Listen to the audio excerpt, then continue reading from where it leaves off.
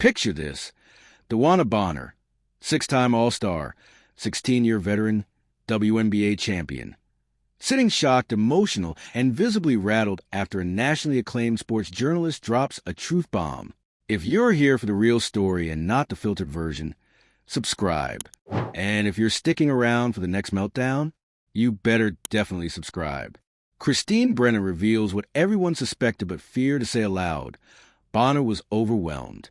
Not by injury, not by age, but by the astronomical spotlight that comes from sharing a locker room with Caitlin Clark. That admission hit harder than any mid-range jumper, because this wasn't about skills. It was about Bonner's mental breaking point, exposed in shallow light with no room to hide. And now, the pathway forward is fractured, individually for her, organizationally for the Fever, and culturally for the entire WNBA. Dynamic shock. Why Bonner just couldn't cope. DeWanna Bonner arrived in Indiana with expectation and status. She was supposed to be the calming veteran voice alongside a young phenom. Instead, she walked into a hurricane. Caitlin Clark isn't just a player. She's a cultural reset. She's selling out arenas with 17,000 fans. She's generating memes, broadcast buzz, global visibility. And that kind of energy hits everyone close. Even legends like Bonner. Imagine stepping onto a court expecting routine and finding yourself suddenly an international spectacle. The lights didn't dim for her. The cameras didn't pause. It was full volume, nonstop. ACLs and blown knees don't prepare you for that kind of mental intensity. It was too much, too fast. Bonner admitted as much. Experienced yet taken aback. She spoke of being surprised by the energy, despite her decorated career. That was the moment truth tipped over into public awareness. This kind of spotlight isn't just for rookies. It stretches even the strongest veterans to their limits. Panic and tentative withdrawal. Once the seed of overwhelm was planted, everything else followed, rapidly. Bonner's performance dropped. The numbers declined suddenly, uncharacteristically. She looked disoriented against even average athleticism on the court. Coaches saw it, teammates saw it, and eventually Bonner saw it in herself. She requested a benching. Then she disappeared amid personal reasons. Then she was waived. Pause on that. Waived! Let's repeat the wave Bonner. This was the player. These are the players that franchise is built around. Yet here she was, gone. And for a reason no one saw coming. Not injury, not contract dispute, but mental overload. Christine Brennan didn't just hint at it. She laid it bare. And Bonner didn't deny it. That's vulnerable. That's rare. And in pro sports, it's almost taboo. Heartbreak in the locker room. What does this do to a team? To the Fever? They brought in Bonner, expecting veteran mentorship. Instead, they ended up scrambling. Now mid-season, the Fever had to pivot.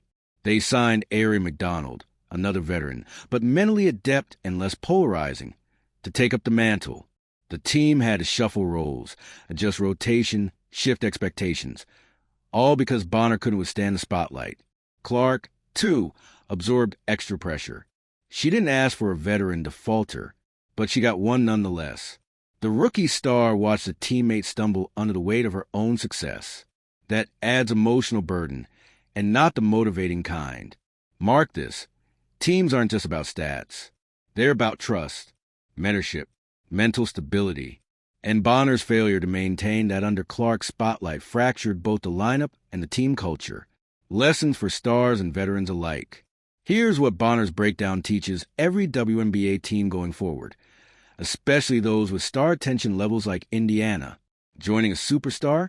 Prepare for superstardom. Mental resilience should be a non-negotiable skill in free agent signings. Teams need to vet not just stats, but emotional readiness for intense attention. Endure or archive, the new mental contract. Experience doesn't automatically equal adaptability. A cross-check on mental acuity should accompany physical exams, especially in high-exposure markets. Fan expectations pressure gauge.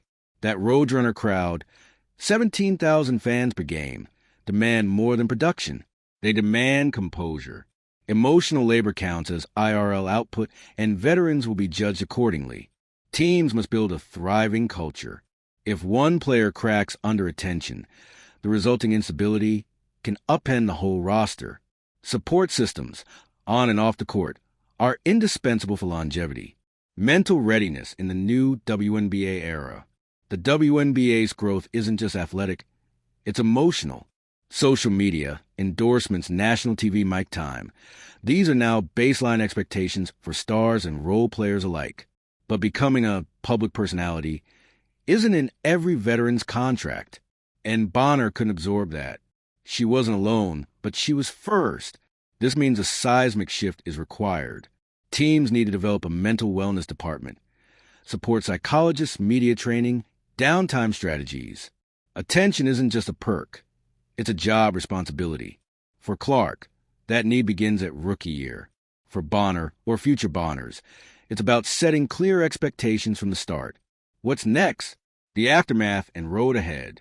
Bonner is now somewhere off the radar, likely in recovery, on self-prescribed hiatus, or plotting a fresh path.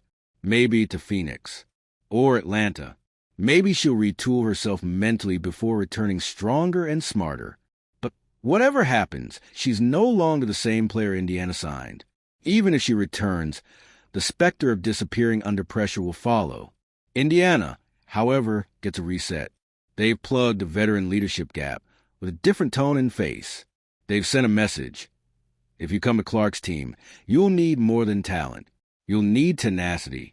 That redefines what veteran leader means here. A turning point for the WNBA. Bonner's story isn't a failure. It's a wake-up call. Because the league is changing. A star-driven, media-rich environment is now the standard. And that means mental endurance, external scrutiny, and emotional readiness must follow suit. How that unfolds is up to teams. Prioritize psychological screening. Veterans. Understand that mental resilience travels just as far as muscle memory. Leagues. Invest in wellness programs or risk losing players not for talent, but emotional burnout. Caitlin Clark may have lit the fuse with her star power, but Bonner's departure lit the fuse for a wider revolution. A revolution in how teams evaluate, support, and protect the people behind the jerseys. Because in the WNBA's next era, mental power is more valuable than any stat sheet. The aftershocks, a team forced to rebuild its identity. When a seasoned veteran like DeWanna Bonner bows out mid-season, the damage isn't just contractual, it's cultural. The Indiana Fever didn't just lose a forward. They lost a bridge, a steadying voice, a teammate who was supposed to guide the youngest roster in the league through one of the most high-pressure transitions in WNBA history.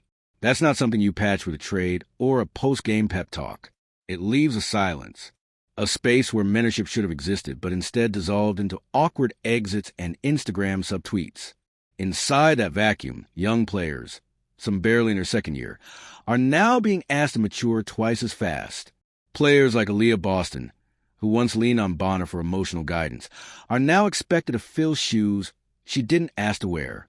The locker room, once designed around a balance of youth and experience, now tilts fully toward a Clark-centric dynamic. And with that comes weight. Because make no mistake, when you play next to Caitlin Clark, you're not just playing basketball. You're stepping into an arena of narrative warfare. Every game is a headline. Every foul is a think piece. And every teammate is now expected to perform under the brightest lights this league has ever seen. Some rise under that. Some crumble. And Bonner, for all her accolades, chose to walk. Team chemistry versus individual identity. When stars collide. It's worth asking, was this always bound to happen? On paper, Bonner and Clark should have been a dream pairing. Youth and experience, flash and fundamentals. But basketball isn't played on paper. It's played on emotion, ego, identity. And once it became clear that this team's gravity had shifted entirely to Caitlin Clark, Bonner's role became less about scoring and more about adjusting, which is something few stars are wired to do. Let's not forget, Bonner wasn't brought in to be a bench warmer. She came expecting to lead, to guide, to mentor. But what happens when your team no longer needs a leader? They need a co-star, and you're no longer on a marquee. For some veterans, that's a natural transition. They mentor. They adapt. They lift others. But for others, especially those who build entire careers off their own stardom. It can feel like being slowly erased. And that's what this looked like. This wasn't Bonner being pushed out by Clark. It was a matter of gravity. And the reality is, there's only one sun in a solar system. And right now it's Clark. The emotional whiplash of superstardom. Caitlin Clark's arrival in the WNBA has been nothing short of a cultural quake. She is, by all accounts, the most visible rookie in league history. Her games are broadcast in prime time. Her jersey sales are breaking records. Her presence is dragging the WNBA into mainstream conversations, whether the league was ready for it or not. But that kind of momentum doesn't just attract fans. It attracts resentment. Some players, especially veterans who spent decades grinding for a fraction of the spotlight Clark now owns, don't see her as a teammate. They see her as an interloper, a media darling, someone who hasn't yet earned it the traditional way, but is already being canonized as a league savior. That resentment doesn't always show up in interviews. It shows up in missed passes, intense bench dynamics, in cold shoulders after practice. It builds like pressure in a cracked pipe, and eventually, someone walks. In this case, it was Bonner, rewriting the playbook. What happens now for Indiana? So where does that leave the Fever? In short, scrambling. They re-signed Ari McDonald, who offers a steadier, quieter presence and is known more for her hustle than her headlines. But there's no replacing the locker room presence Bonner was supposed to be. That void will haunt them, especially as the season drags on and Clark shoulders more and more the offensive and emotional load. There's also a growing need for a new identity. The Fever are no longer a developmental project. They're a media machine, and their next few signings must reflect that. They need players who are not only talented, but mentally ready to exist inside the Caitlin Clark bubble, because this spotlight isn't fading. If anything, it's growing hotter. A league in transition. The broader WNBA reckoning. But this isn't just an Indiana Fever story. This is a league-wide case study. The WNBA is in flux, growing, rebranding, rediscovering its cultural voice. And Clark is undeniably the face of that shift. She's being positioned as a player who can finally bridge the gap between loyal diehard fans and curious casuals. But the Bonner incident shows the uncomfortable truth. Not everyone is built to thrive in that new reality. Veterans in the pre-Clark era are being asked to operate under new rules, new expectations. They're no longer just players. They're now characters in a story where Clark is a lead, and they have to decide whether to support that narrative or fight it. Bonner's departure is proof that not everyone is interested in supporting it. The myth of the mentor, when experience isn't enough. There's a romanticism around the idea of the veteran mentor, a grizzled pro taking a young rookie under their wing, offering wisdom, grounding them through the highs and lows. But that's not always real. Sometimes the mentor doesn't want to mentor. Sometimes they want to lead, to be the name on the jersey. And when that's no longer possible, the only move left is to walk. Bonner wasn't just running from pressure. She was running from invisibility, from a version of herself that was no longer at the center of the game. And that's a deeper kind of panic, one that touches identity, legacy, relevance, fan reactions, and reputation recovery. If Bonner expected sympathy, she miscalculated. Online, fans have not been kind. Some have called her a quitter. Others have labeled her jealous, washed, or entitled. Her vague Instagram posts, attempting to control the narrative while confronting the Brennan article head-on, only fueled speculation. But here's the thing. Her story isn't over. Bonner could still land in Phoenix, Atlanta, or another less intense market where she can thrive quietly. She might never speak directly about Indiana again, but the shadow of this episode will follow her. Her next team, next coach, and next locker room will all wonder, can she still lead? Or is she just escaping the light? Time will tell. This is what growing pains look like. DeWanna Bonner's dramatic departure isn't just about one player's discomfort. It's about a sport being pulled into a new orbit and the painful, emotional toll that comes with sudden acceleration. Not everyone is meant to ride the rocket ship. And Bonner, for all her accolades, decided to get off mid-flight. But the WNBA, it's still ascending. And Caitlin Clark, she's still steering. The question now is, who else is ready for the altitude? Because from here on out, the air only gets thinner when the torch passes without warning. For a player like Bonner, whose resume reads like a career highlight reel, 6 All-Star appearances, a WNBA championship, over a decade and a half of league experience, you'd expect the torch-passing moment to be ceremonial, graceful, maybe even celebrated. But what we witnessed was the opposite.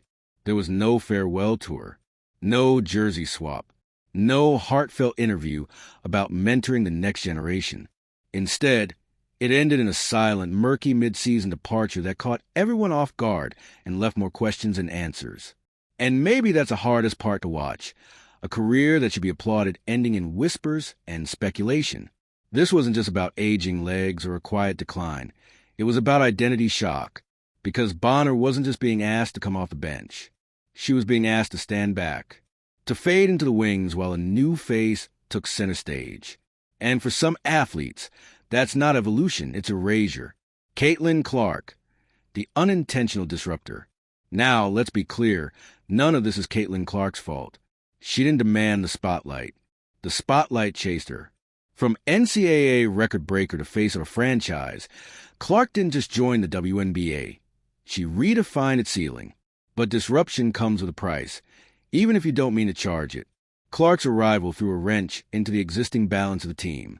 Every practice, every press conference, every promotional photo became about her. And while some teammates saw opportunity in that, others saw only their own roles shrinking. In a league as intimate as the WNBA, where rosters are small and egos can't hide behind depth charts, that kind of gravitational pull could destabilize even the tightest locker room.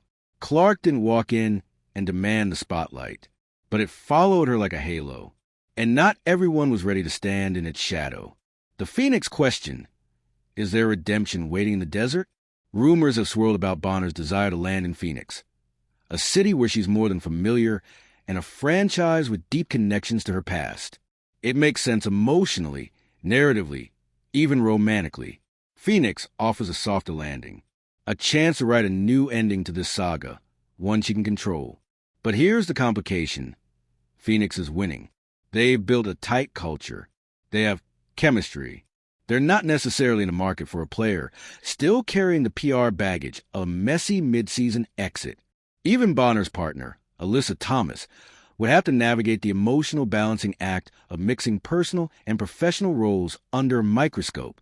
The league may be expanding, but not every team wants to take on a player trying to outrun the echoes of controversy. So Bonner finds herself at a crossroads. Wait, rebrand, or retire. The fear of being forgotten. Here's a truth athletes don't talk about until it's too late.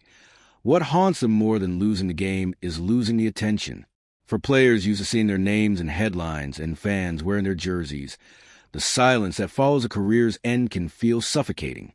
Bonner, for the first time in her career, was playing on a team where she wasn't the first name on the marquee, or even the second.